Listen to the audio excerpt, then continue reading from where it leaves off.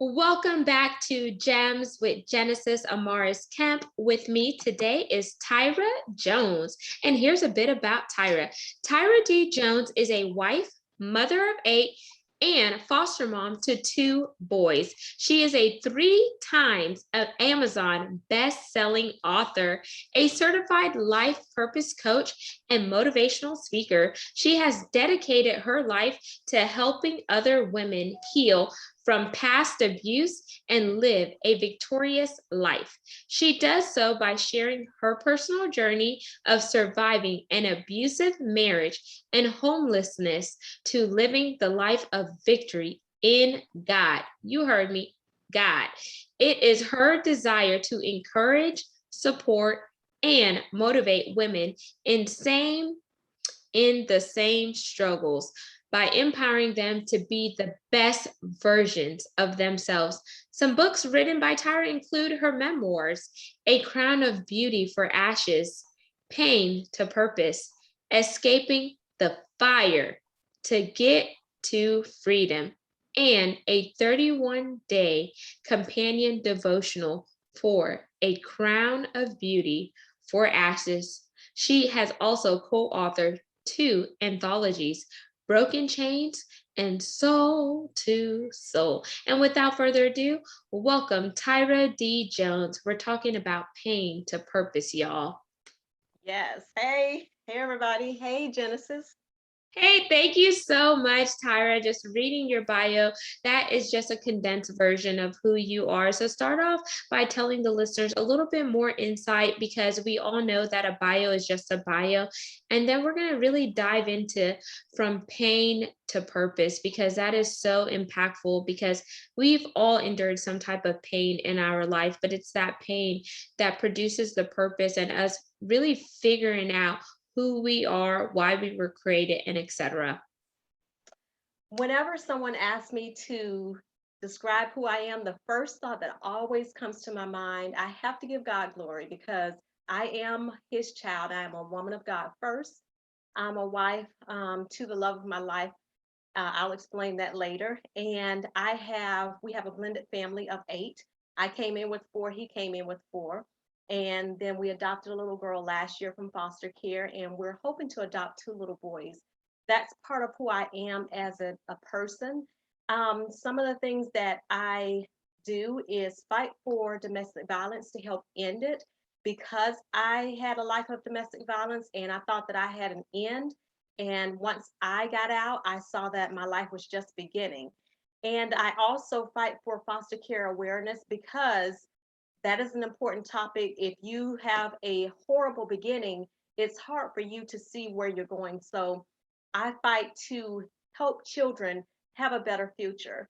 So that's just a little bit more about myself. And that is beautiful, because you said you thought your life had stopped, but your life was just beginning after Yes. you got out of the turmoil of a marriage that was surrounded around with domestic violence and etc. And you are fortunate, because there are some women who never make it out of a domestic violence situation, because they have their blinders on and they keep saying, oh, he's going to change, he's going to do this or whatnot, or vice versa, because not all the times is the man the abusive one. There are some abusive women. So we just want to be factual about that. Domestic violence is domestic violence, but how you see your way out of it is very important, because some women or some men feel like there's no end in mind, and they feel like the only way it's going to end is through death. And we want to encourage you that obviously Tyra Jones, she's a survivor, she made it out, and her life is blossoming. She's married, she has a beautiful blended family, she's now adopting children. Well, 1 child, but the 2 are on the way, y'all. So I just wanted to put that out in the universe and give God the glory there. And she is changing and reshaping their lives, because now they're able to have a balanced home and etc. So I definitely want you to talk about, what was it like being in a domestic violence situation? And the reason why I want you to go into that situation and paint us a picture is because we're going to be able to understand more of your book, pain to purpose? Well, a lot of people don't understand how the woman or man feels when you are being abused day in and day out. From the inside, to me, I didn't even realize that I was an abused woman. And the reason I say that is because there are different degrees. And so we rationalize, okay, well, if he doesn't hit me in the face and leave black eyes, then it can't be that bad. I'm not like the woman who's walking around with bruises all over her body. The thing with my situation is that my ex-spouse was a military police officer, so he knew how to abuse me without leaving outward marks. And it wasn't just physical; it was emotional, it was financial, it was sexual. There are so many different levels and types of domestic violence that go along with the physical. And what I mean by that is he emotionally abused me. I was less than the dirt under his feet. He made sure that I knew that on a daily basis. Even on the good days, I was never good enough. Financially, he had total control of the bank accounts. And if the few times that I did leave, everything was cut off. So it wasn't just, okay, well, you get out and you can take whatever you need.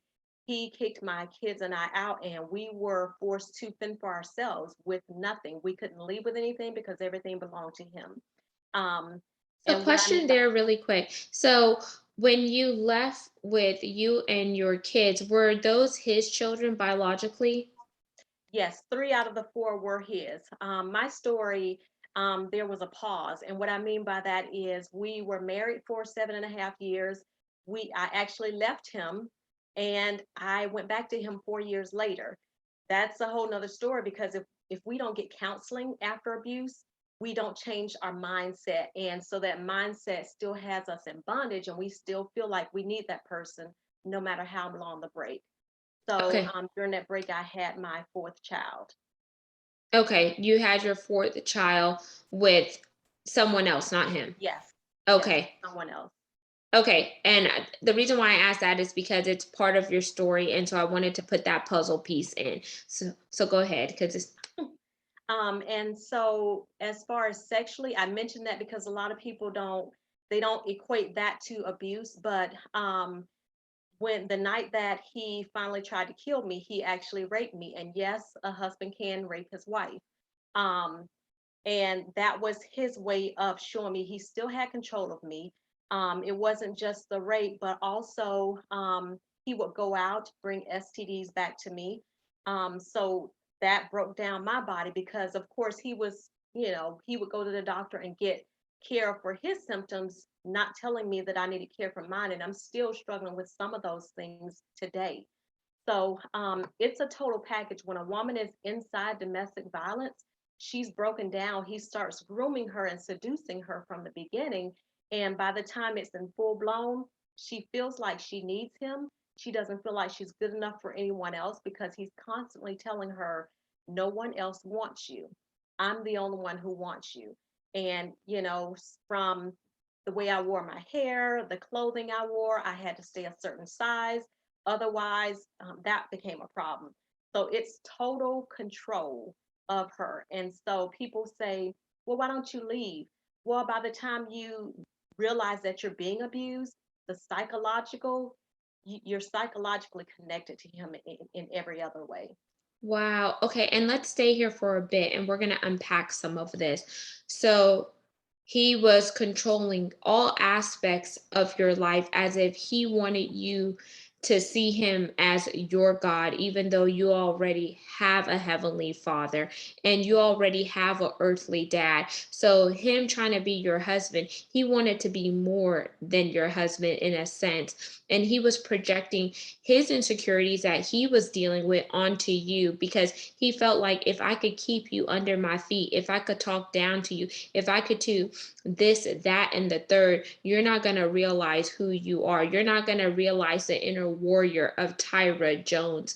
And you're going to be, you know, on my potter's wheel in a sense, metaphorically speaking. I'm going to keep, you know, pushing the pedal, and you're gonna keep winding and winding and winding and spinning until I get you to be what I want you to be. And that is manipulation, that is control, that is narcissistic. There's so many things that are involved in that.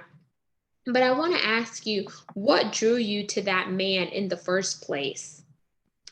My story with him didn't just start with me meeting him.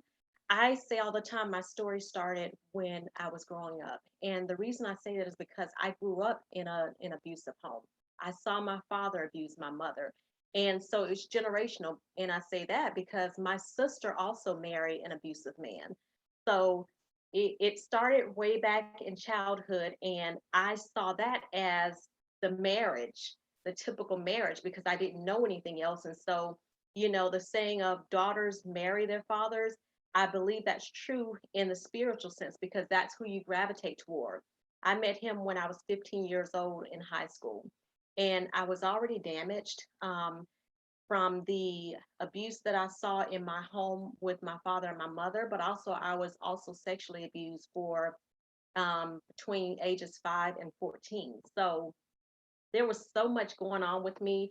I was already a train wreck. And so I gravitated toward him because I thought, okay, well, he's going to take me away from all of this stuff, all of the trauma, all the turmoil. And that's the danger of looking to man instead of looking to God. At that young age, I we had gone to church. I knew of God, but I did not have a relationship with God. And So that's I so took important. whatever. And that is so important that you said that you knew of God, but you didn't have a relationship with God.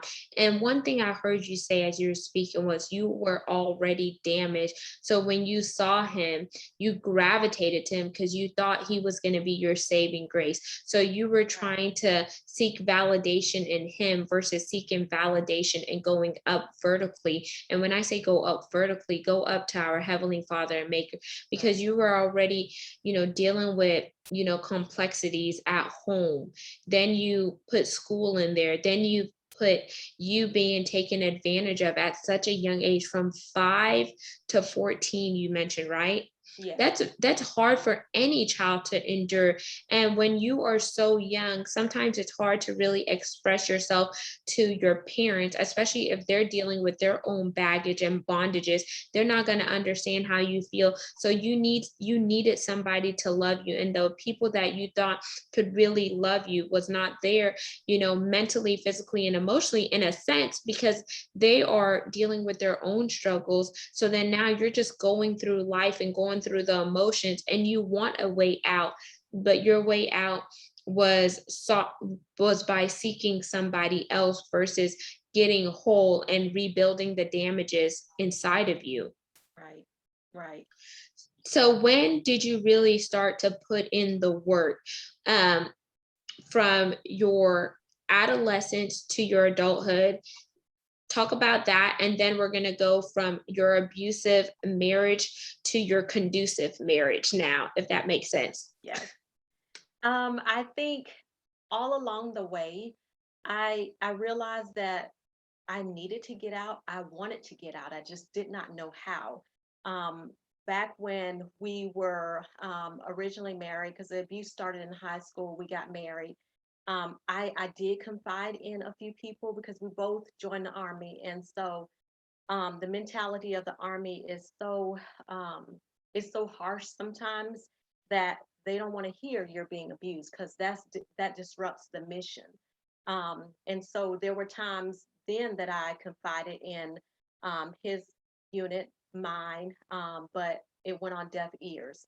And so I felt like, because I was away from home, I grew up in Florida, but we went to North Carolina, so I was surrounded by no one that I knew. So there was really no help when your um, your military units are not hearing you. So it wasn't until we actually I exited during my third pregnancy, and we were brought back home because he was getting stationed somewhere else without us. That was my first opportunity for freedom because we were without him for a year. And at that point, I felt like I didn't know who I was anymore. the dreams that I had. I was always an excellent student, and so I had scholarships after school, but that wasn't his dream for me. So I gave up those things and followed him, which anybody who knew me in the military would say I didn't belong there.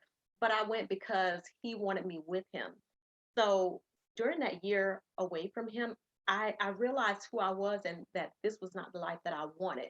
And so that was my beginning in my late 20s. That was my beginning of finding who I was and who I wanted to be.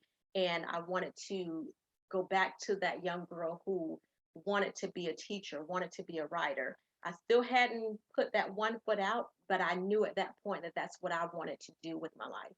You were getting a sense of clarity. You were getting a glimpse of purpose because you didn't have that ball and chain, metaphorically speaking, Right. tied to you because he was gone. You were coming back home with your children.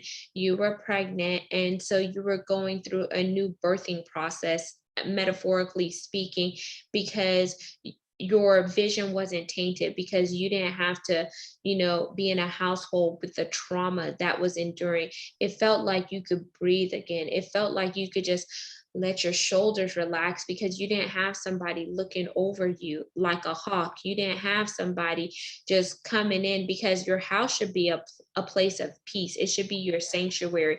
It should be your safe haven. It should be a place where you could just woo-saw and you could feel like, oh my gosh, like, oh, it feels so good to be in my own home. But when you're going through different turmoils, people don't know what it's like unless they've Yeah. walked in your shoes. They could say, oh, I'm sorry that you're going through that, or I know how you feel. You don't know how I feel. Are you being abused mentally, physically, emotionally, and sexually? No. So you don't know. And that's why we have to have these courageous conversations so we can understand. We're not going to always get everything, but just having someone like you, Tyra, open up and be vulnerable and share your story, it helps people on the outside looking in, and it helps you from the inside looking out because you're able to talk about it. And every time you talk about it, you're putting that rock, and that rock is building a bridge because you're freeing yourself. Yeah. So Exactly. when you were away for that year, what happened, and did you file for divorce, or what did that look like? Because this is all on your road to purpose. Pain to purpose, y'all. Yes. I actually, when he got back, I actually did file for divorce. And so we stayed where we were in Florida. I had the support of my mother and my sisters at that time, and he moved on somewhere else. And at the time, it's interesting because when a woman decides that she's going to leave, you don't realize how hard it's going to be because up to that point, we had been dependent on him for everything. And so he wanted to make sure that I knew if I left, I was leaving with no financial support. Um, so that meant no child support. And the first time we left, and the second time, I was never able to get child support, even with going through the state, because Seriously? very serious. Because he was stationed in other duty stations, he wasn't in Florida, so I guess it was hard for them because they had to have the military's help to have it deducted from his pay. And the military really wasn't open to doing that. So, he never really paid child support. So I was always on my own.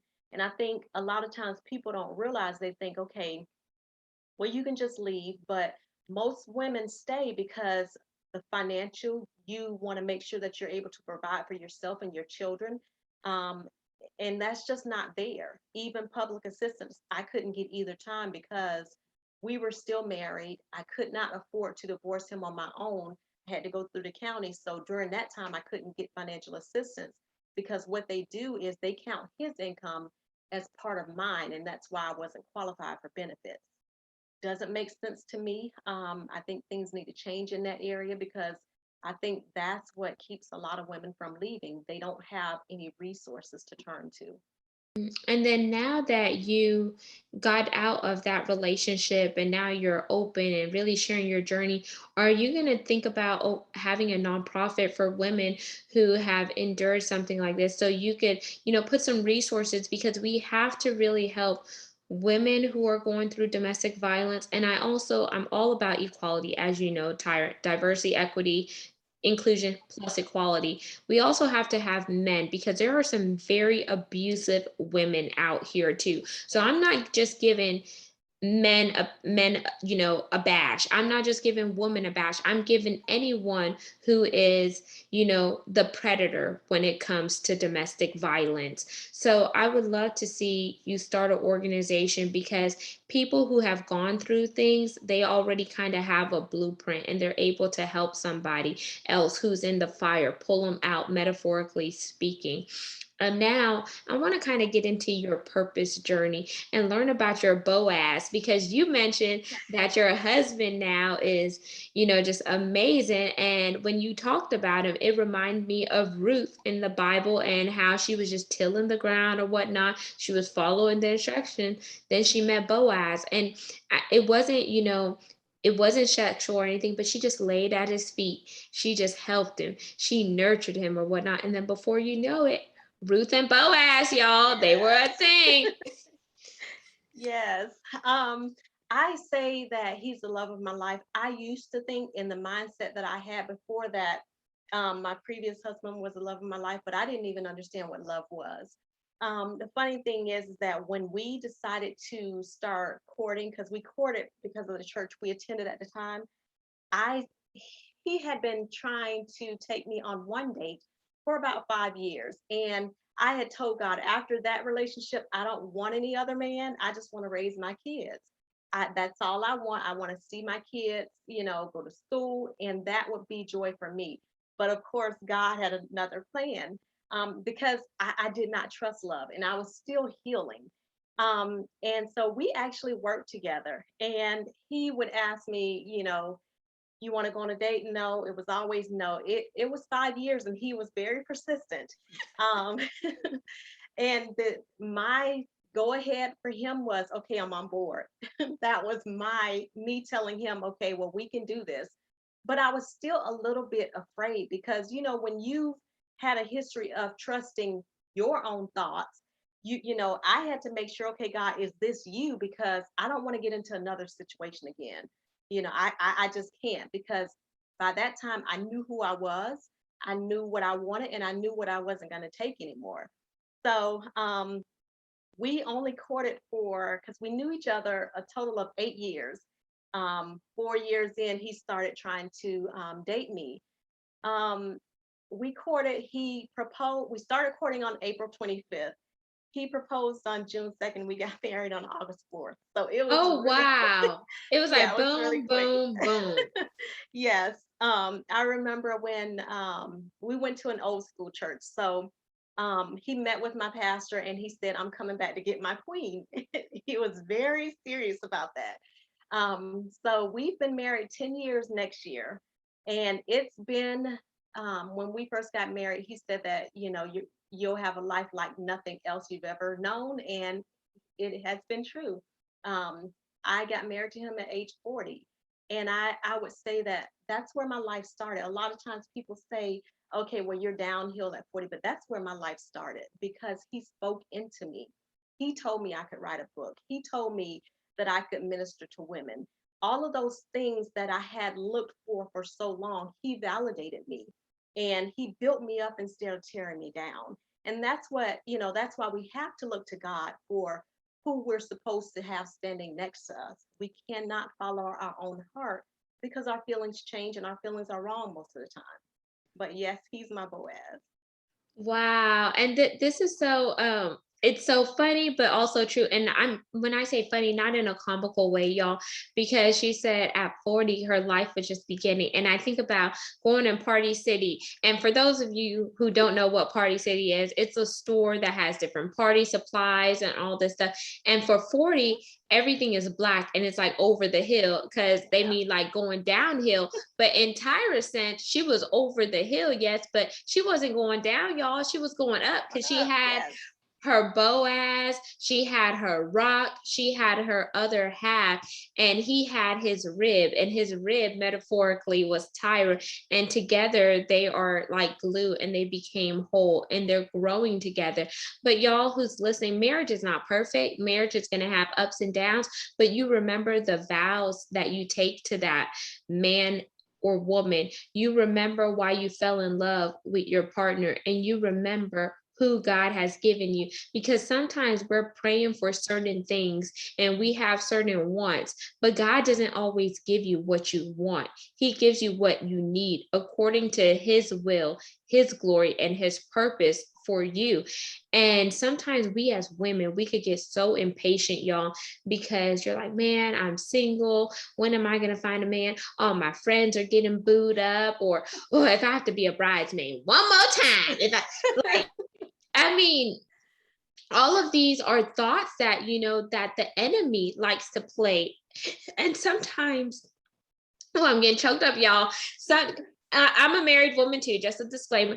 And sometimes it's like you're going through the emotions of life. You're going through work stresses, home stresses, trying to be booed up, trying to find your equal, and all this stuff, that sometimes you have so many blinders on and so much baggage that God has the person right there in front of you, but you don't even see it. And you keep asking, okay, God, is this you? Is this you?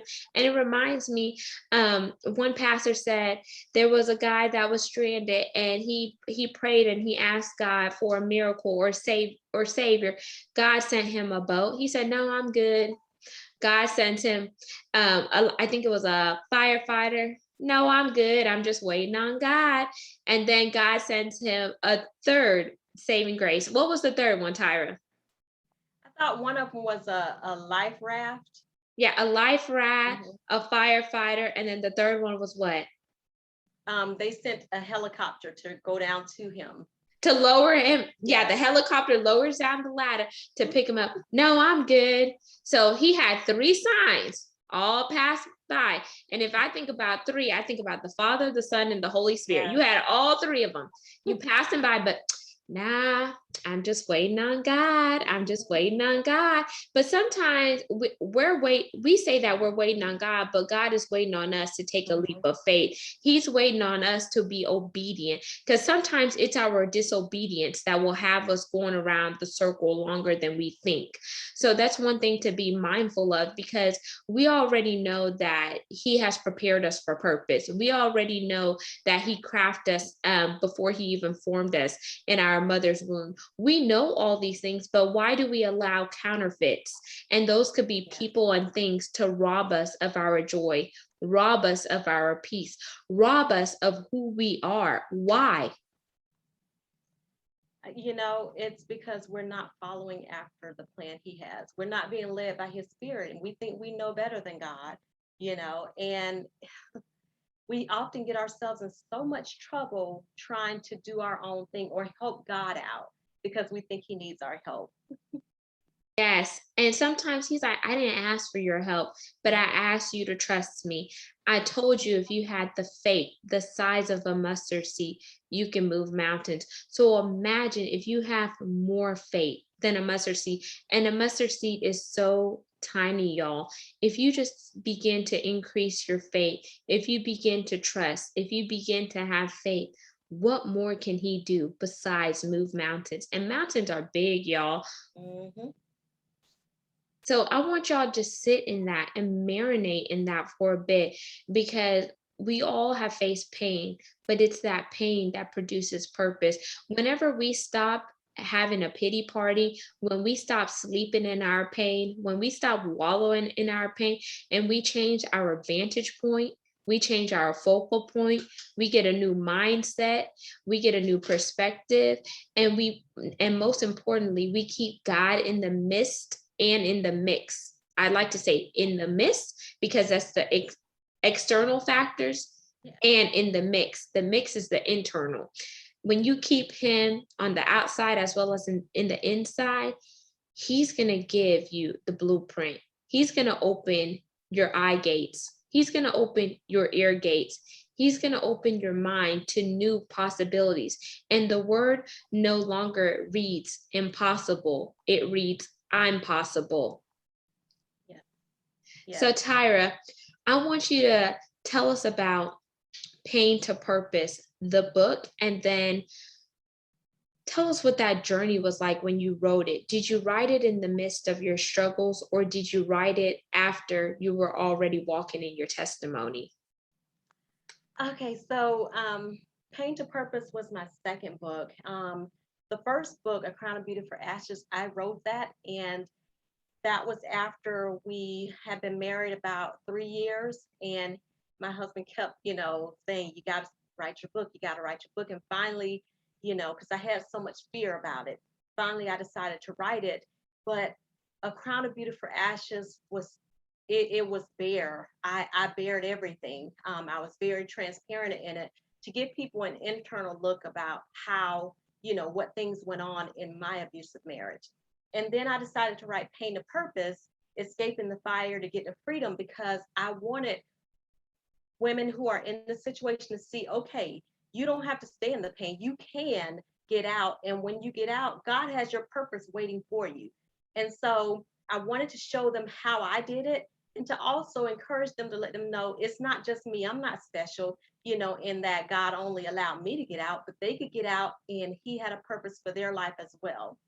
So you mentioned earlier about a nonprofit. I actually have been working on a nonprofit. Um, I, the name that I have for it is the King's Beauties.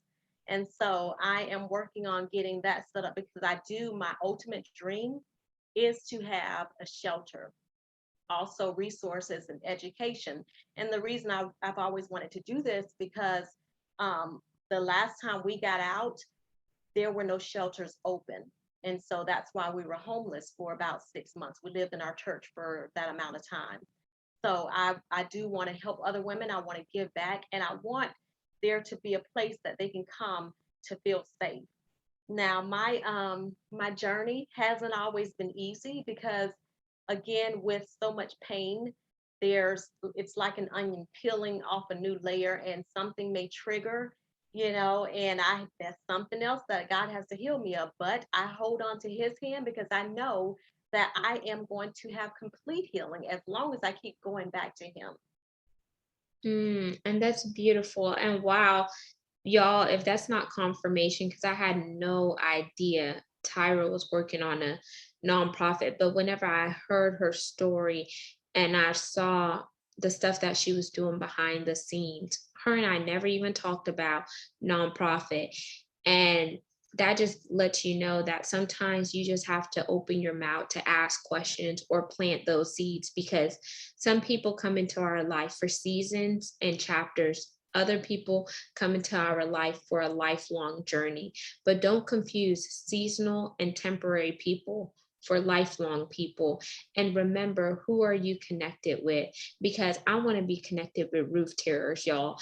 And roof terrors are the group of people who they had a friend that was paralyzed. They were trying to get their friend to Jesus, but the house was packed, y'all. It was like a house party on steroids. So they could not go through the door. So what they said was like, all right, we could get a ladder, or we could climb upon the roof, cut a hole in the roof, and lower our friend in, because that's how bad they knew the purpose and the potential that their friend carried. And once they did that, they lowered their friend and their friend got healed. But they went through extreme measures to get their friends healed, even though they were going through their own struggles and their own journeys. And because of their faith in their friend, God healed them too. So are you a roof terror, and are you surrounded with roof terrors? Because in this season of my life and in Tyra's life, we don't just take things lightly. We want to be connected to the source, which is God. We also want to be connected to the right people in the seasons and the chapter of our lives that we are unfolding, because we don't have time to shake and bake like Ricky Bobby. We want to make it into the promised land. We want to accomplish our dreams, our goals, and our visions. And we just don't want them to be dreams. We want those dreams to turn into reality. And you heard it from Tyra Jones. She has 3 books out, y'all. And they are amazing. In each book, she opens up more and more about her story, because by her sharing her story, she's empowering another young girl, another woman, or somebody else who is in the vein of a situation that they don't see a way out. But she's telling them there is a way out, there is hope, there is grace, there is mercy. You don't have to stay stuck. You need to get unstuck, because there's purpose to you. You're beautiful. She's giving them their crown. She's talking about beauty to ashes. She's talking about pain to purpose. She's talking about empowerment. She's talking about finding out who you are. And now, Tyra, I want to end once again. Who is Tyra Jones? Close us out. Tyra Jones is an overcomer. I am also not a victim, not a survivor, but I'm a victor. I have victory in Jesus. I am a woman who is called according to his purpose, and I am walking the steps to do as he has called me to do, to take as many as I can out of bondage and show them the way. I am also doing what I can to go to the root. Any child who is in an abusive situation, I want to help bring them out. And I've opened my home for that. So I want to tell anybody who's listening, you can get out. No matter where you are, you can be that teacher, that writer, that podcaster. You can be anything that you have in your mind and desire to do, because who is in charge of you? Not that man, not that woman, but Jesus. He is the one who offers you a way out. And so I want to tell you, yes, I'm a mom of 8 and more. I am an author, I'm a motivational speaker, I'm a life coach, but I am all of that because of the one who brought me out, and that's Jesus. Beautiful. And just a disclaimer, y'all.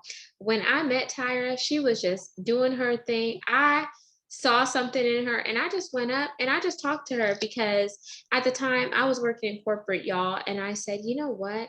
She controls her time. She's not trading her time for money or whatnot.